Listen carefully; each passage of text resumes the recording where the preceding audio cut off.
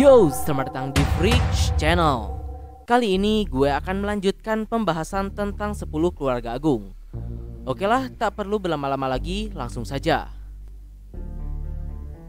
Melanjutkan yang sebelumnya, kali ini ada keluarga Lopobia. Untuk keluarga yang satu ini belum diketahui siapa nama kepala keluarganya. Namun siluetnya pernah diperlihatkan sekali. Terlihat ia memiliki suasana yang serba hijau. Kepala keluarga Lopobia merupakan anima terkuat di menara.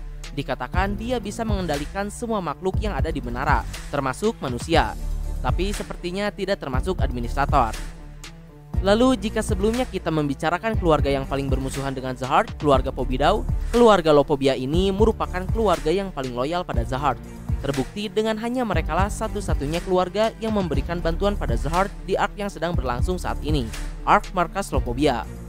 Lalu sedikit informasi lainnya, keluarga Lopobia juga merupakan keluarga yang mengambil dan membesarkan ayah Beirut Doom, ras anjing pertama yang diciptakan oleh bengkel, yang akhirnya digunakan untuk membereskan pekerjaan kotor keluarga Lopobia. Lalu kepala keluarga Lopobia sendiri diketahui memiliki 23 monster khusus, yang kemudian 20 dari 23 monster tersebut menjadi perwakilan dari 20 cabang keluarga Lopobia. Setiap monster khusus dikendalikan oleh kepala cabang keluarga. Contohnya ada Lopobia Dokoko, kepala cabang Winbird beserta dengan monsternya. Sejauh jalannya cerita, baru 2 cabang keluarga Lopobia saja yang diketahui, yaitu Grey Wolf dan Winbird. Sementara keluarga Grey Wolf belum memperlihatkan kepala cabang juga monsternya, kepala cabang dan monster keluarga Winbird justru sudah mati. Lalu ada juga Giant Cobra dan kucing milik Yusracha. Memang belum dijelaskan, tapi gue rasa 2 monster tersebut merupakan 2 dari 3 monster yang tidak menjadi perwakilan cabang keluarga. Monster ular terlihat ada di sarang Lopobia saat ini, dan pemiliknya yang dahulu pun diduga merupakan anak ke-8 kepala keluarga Lopobia yang sudah mati karena kelompok Hidden Floor Garden. Sementara si kucing dimiliki dan dikendalikan oleh Yusracha, atau mungkin monster kucing juga perwakilan dari keluarga kucing. Ya, itu hanya dugaan gue belaka. Lalu untuk kekuatannya sendiri, keluarga Lopobia ini terkenal akan anggota keluarganya yang memiliki kemampuan anima atau dapat mengendalikan monster-monster yang ada di menara. Tapi perlu diketahui, tidak semua anggota keluarga Lopobia dapat mengendalikan monster dan menjadi seorang anima. Terlepas dari itu, untuk keluarga yang satu ini sudah banyak sekali anggota keluarganya yang diperlihatkan. Di antaranya ada Lopobia Dokoko, kepala cabang Winbird, Lopobia Yusracha, komandan skuadron pasukan 5 Zahard, Lopobia Elaine aka Kaiser. Lalu ada juga putri kembar Lopobia Silial dan Lilial Zahard yang merupakan putri Zahard, dan masih banyak lagi. Selanjutnya ada keluarga H. Keluarga ini juga dipimpin oleh seorang perempuan, yaitu Hayurin. Dia menduduki posisi ranker nomor 10 di menara. Hayurin dikenal memiliki kekuatan fisik dan teknik penguatan Shinshu terkuat di menara. Hayurin juga dikatakan merupakan orang pertama yang mengisi posisi scout. Dalam keluarga sendiri, Hayurin ini jarang mengatur urusan keluarga. Bahkan sejak dirinya menjadi kepala keluarga, ia bisa dibilang menjadi tidak aktif di menara. Lalu Hayurin ini juga hanya memiliki 2 anak kembar dari Arihan. Dengan hal tersebut, keluarga H hanya memiliki sedikit cabang keluarga yang juga berpusat di antara kedua anak kembar Yurin. Lalu dikatakan hubungan kedua anak kembar Yurin pun tidak baik. Keduanya mengaku bahwa mereka merupakan pewarisah dari kekuasaan Yurin. Dan tak jarang hal tersebut menjadi konflik internal di dalam keluarga H. Namun seperti dirinya yang dikenal akan sifat barbarnya, Hayurin tidak terlalu memperdulikan hal tersebut. Berikutnya mungkin seperti yang sudah kalian tahu juga, anggota keluarga H ini terkenal akan kekuatan fisiknya yang luar biasa. Telah dibuktikan oleh Yuri, Jinsung H, dan juga Nobik.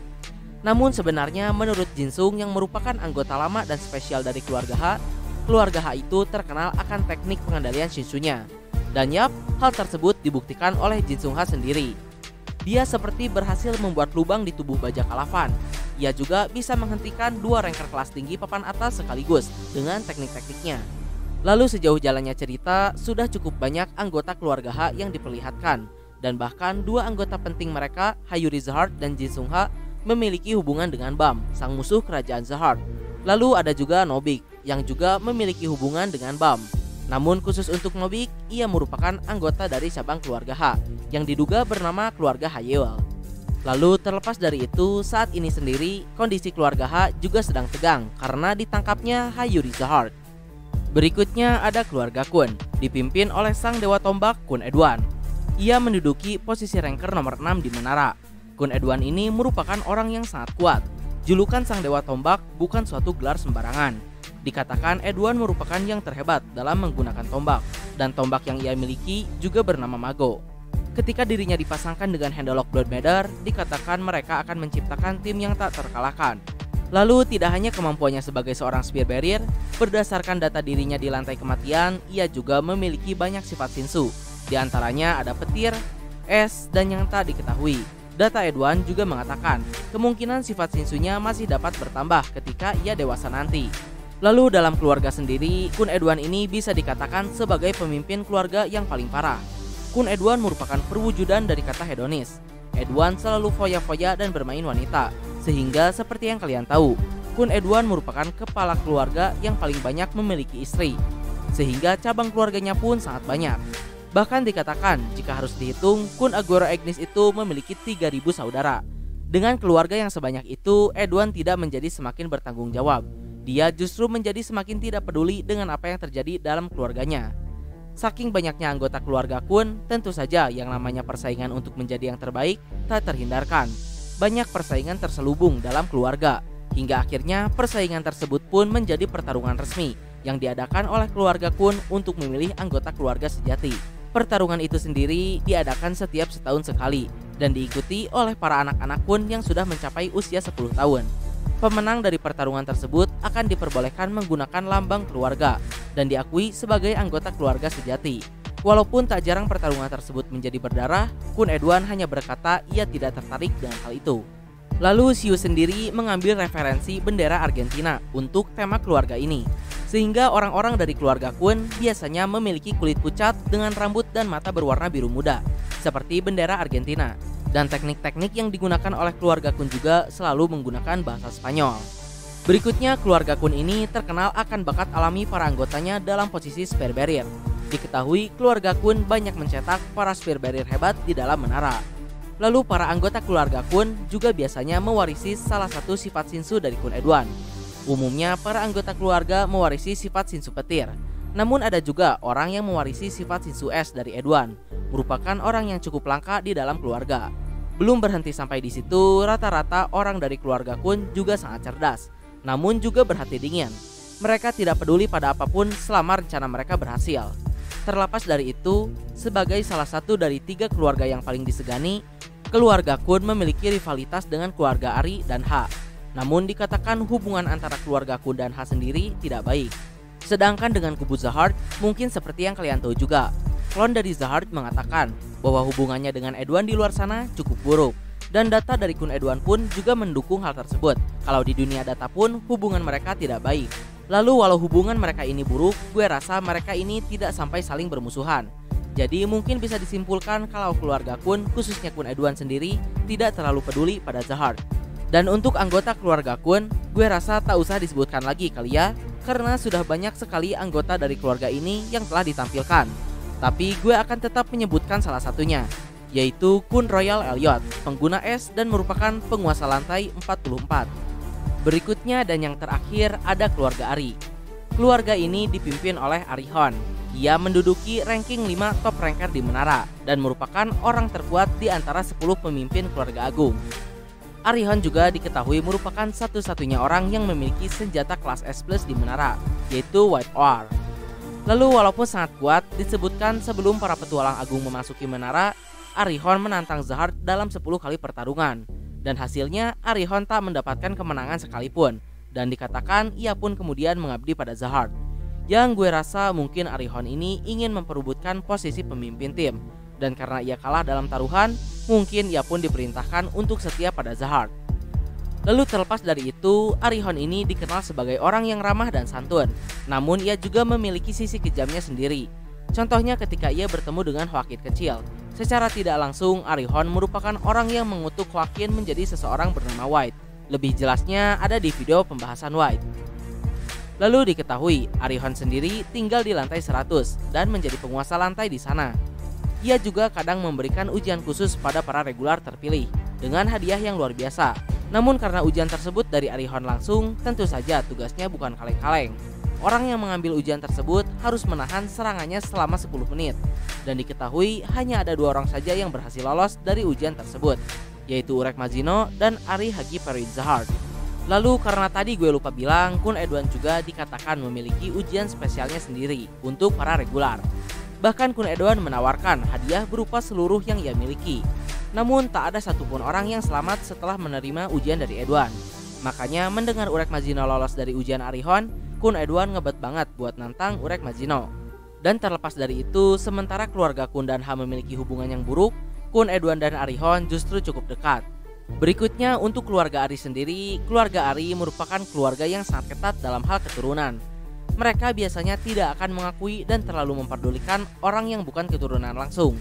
Contohnya seperti Ari Ineta yang ditelantarkan saja di stasiun pemburu nama. Lalu tidak seperti keluarga Kun yang sangat banyak, anggota keluarga Ari ini bisa dikatakan sangat sedikit. Sehingga kesempatan untuk bertemu dengan keturunan langsung dari keluarga Ari itu sangat kecil. Bisa bertemu dengan salah satu anggota keluarga Ari saja sudah dikatakan cukup beruntung. Tapi walaupun jumlahnya tidak terlalu banyak, keluarga Ari ini merupakan keluarga yang memiliki kekuasaan paling besar di antara keluarga lainnya. Mereka diketahui menguasai lantai 95 sampai 100, lantai 91 sampai 93, juga lantai 78 dan 79, yang sebelumnya dengan lantai 77. Namun kemudian diberikan pada Urek Majino sebagai hadiah ujiannya.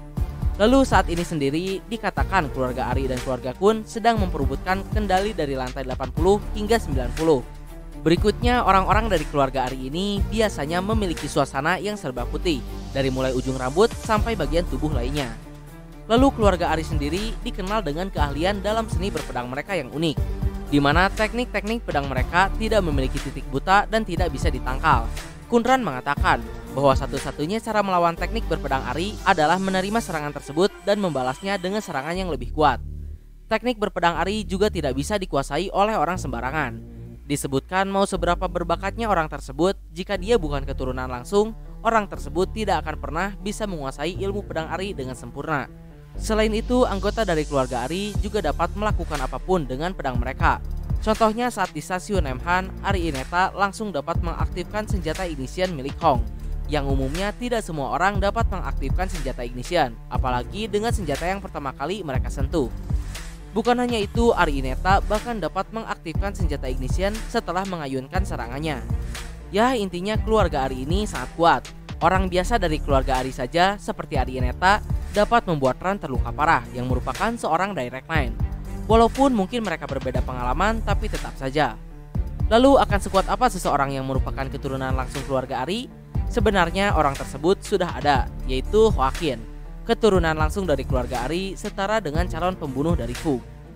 Lalu Arihon sendiri pernah mengatakan, satu-satunya keluarga yang dapat menyaingi mereka hanyalah keluarga Ha dan Kun saja, yang jika perlu dijelaskan lebih dalam, selain keluarga tersebut kuat, keluarga Kun dapat bertarung sembari menjaga jarak, secara mereka ahli spare barrier.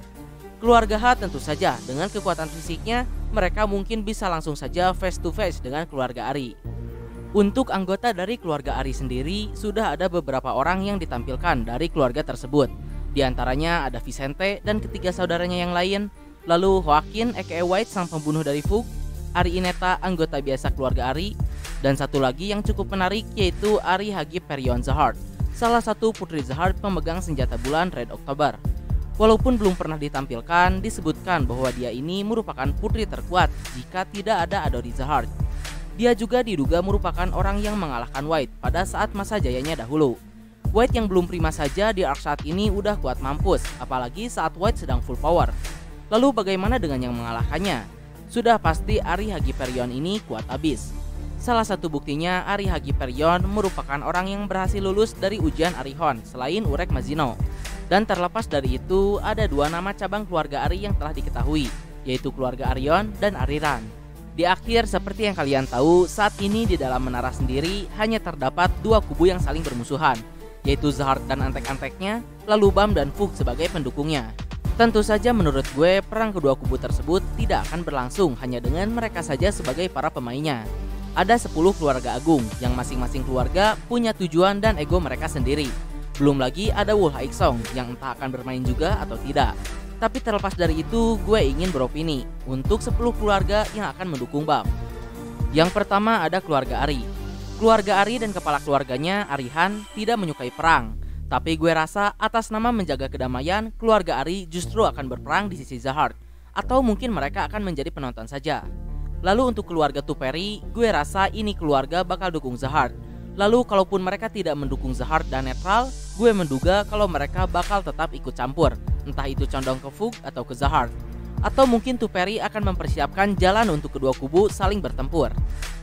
Berikutnya untuk keluarga Hendolok, gue benar-benar gak ada ide keluarga yang satu ini bakal kemana. Tapi kalau perlu menebak, mungkin ke kubu Zahard.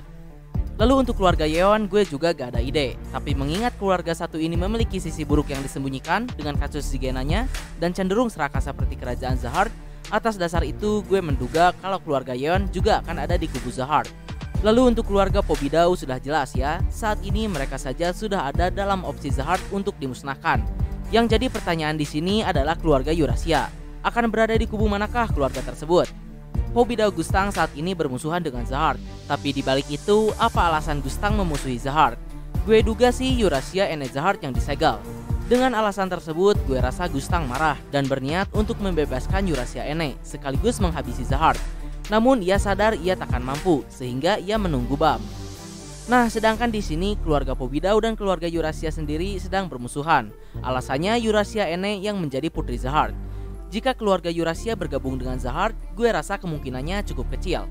Mengingat Ene Zahard yang disegel, belum lagi keluarga mereka juga disisihkan dari seleksi putri Zahard. Dengan kata lain, tidak dianggap atau dikucilkan. Lalu jika berada di sisi Fug, apakah keluarga Eurasia dan Eurasia Blossom sendiri mau berada di sisi yang bisa dibilang kotor seperti Fug? Lalu apakah Blossom bersedia untuk bekerja sama dengan Gustang? Secara saat ini Gustang dan Blossom sendiri sedang bermusuhan. Keduanya melarang pernikahan silang di antara keluarga mereka. Ya, dan di pilihan ketiga dan paling tidak asik, mungkin keluarga ini tidak akan ikut campur sama sekali. Berikutnya, jika tadi keluarga Pobidau sudah jelas berada di kubu Bam, kali ini keluarga Lopobia sudah jelas akan berada di kubu Zahard. Karena mereka ini benar-benar setia pada Zahard. Bahkan dikatakan kepala keluarga mereka sudah melayani Zahard dari mereka masih menaiki menara. Selanjutnya keluarga H. Untuk keluarga satu ini gue juga cukup bingung, mengingat kepala keluarganya Hayurin yang barbar dan dapat melakukan apa saja semau dirinya. Tapi melihat fakta yang ada saat ini dengan keluarga H yang sedang tegang dengan kubu Zahard, gue rasa jika semakin parah keluarga H akan kontra dengan Zahard, yang mungkin tanpa berhubungan dengan Fug. Atau setidaknya mereka memiliki tujuan yang sama untuk menghancurkan kerajaan Zahard. Lalu berikutnya untuk keluarga Kun, gue juga bingung karena orang-orang keluarga Kun ini cukup random kelakuannya. Walaupun mereka pintar, kepintaran mereka rata-rata digunakan untuk sesuatu yang di luar dugaan. Contohnya ada Kun Maschani Zahard yang pergerakannya masih misterius dan juga keinginannya untuk menciptakan perang di menara. Jadi akan ada di kubu mana keluarga Kun ini, gue benar-benar gak ada ide. Namun untuk Kun Edwan sendiri, mungkin Edwan akan ada di kubu Bam hanya untuk sekedar bertarung dengan Arihon. Karena menurut gue, apakah White akan benar-benar melawan Arihon di masa depan? Kalaupun iya, gue pikir White mustahil untuk menang. Saat di lantai kematian saja, White yang telah menyerap semua jiwa yang ada di lantai kematian masihlah seekor serangga di hadapan Gustang. Apalagi di hadapan Arihon, sebagai yang terkuat di antara 10 keluarga agung. Jadi gue menduga mungkin White akan rematch dengan Ari Hagi Perion Zahard. Sedangkan Edwan mengapa dengan Arihon? Ya menurut gue siapa lagi yang lagi nganggur dan bisa nandingi Arihon selain Edwan? Paling banter Urek Majino, itu pun kalau Wolha Iksong ikut perang. Dan yang terakhir untuk keluarga Ari, gue pikir keluarga Ari juga 100% akan berada di kubu Zahard. Mengingat Arihon yang dahulu sudah berjanji akan setia pada Zahard. Dan yap, itulah opini gue. Komen kalau kalian punya opini sendiri. Dan lalu akan gue tekankan kembali, itu hanya sekedar opini belaka. Jadi jauh dari kata mungkin apalagi pasti. Dan mohon maaf untuk kesalahan dan kekurangannya. Like, share, subscribe kalau suka. Komen bila ada kritik dan saran. Terima kasih telah menonton. Ciao.